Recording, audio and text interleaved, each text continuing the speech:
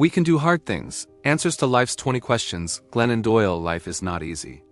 Every day we face doubts, fears, and questions that don't have simple answers. Glennon Doyle, in her book We Can Do Hard Things, Answers to Life's 20 Questions, doesn't offer quick fixes.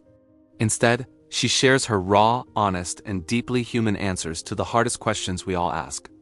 She reminds us, we don't have to be perfect. We don't have to have it all figured out. We just have to be brave enough to do the hard things. Am I enough? Glennon says yes. You are already enough, just as you are. Our culture tells us to prove our worth with achievements, beauty, or approval. But worth is not something earned, it's something we are born with. Believing this truth changes everything, because once we stop chasing worth, we start living freely. Question 2. How do I live with fear? Fear never disappears, and that's okay. Glennon explains that fear can sit in the car with us, but it doesn't get to drive. We can act, even with shaking hands. Courage isn't the absence of fear, it's choosing to move forward despite it. Question 3. How do I forgive?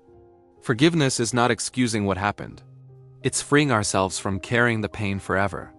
Glennon says forgiveness is a gift we give ourselves, because holding on to resentment only traps us in the past. Letting go allows us to live again. Question 4. How do I love fully? Love is rarely neat or simple. Glennon's love story with Abby Wambach shows that real love sometimes asks us to be brave enough to break old rules. Love demands truth, honesty, and the courage to choose joy over fear. Question 5. How do I raise strong kids? Glennon explains that children don't need perfect parents. They need real parents. When we show our kids our authentic selves, including our struggles, we give them permission to be human too. Strength comes from honesty, not perfection. Question 6. How do I handle grief? Grief is not something to escape. It is something to feel. Glennon teaches us that grief must be honored by crying, resting, and allowing time. Healing doesn't mean forgetting. It means learning to carry love and loss together. Question 7. How do I find my true self? Glennon says the true self is underneath the noise of expectations. To find it, we must get quiet, listen to our inner voice, and trust our knowing. Living authentically often means disappointing others, but it saves our own soul. Question 8. How do I face change? Change feels terrifying, but it's also the doorway to freedom. Glennon shows that endings and beginnings are often the same moment. Instead of resisting, we can trust that change carries us closer to the life we were meant to live. Question 9. How do I stop pleasing everyone? People-pleasing may win approval, but it costs us our truth. Glennon says every time we abandon ourselves to keep others comfortable, we shrink. True freedom begins when we choose honesty over harmony, even when it's uncomfortable. Question 10. How do I heal my body image? Glennon admits she struggled with her body for years. Her answer: stop treating the body as an object to be judged, and start honoring it as a home. Our bodies are not ornaments. They are instruments of life. Question 11. How do I build real friendships? Friendship thrives on honesty. Glennon says we don't need many friends. We just need safe ones. Real friendship is not built on pretending we're fine. It's built on showing up with our truth and being accepted anyway. Question 12. How do I handle anxiety? Anxiety is part of Glennon's own story. She explains that trying to erase it doesn't work.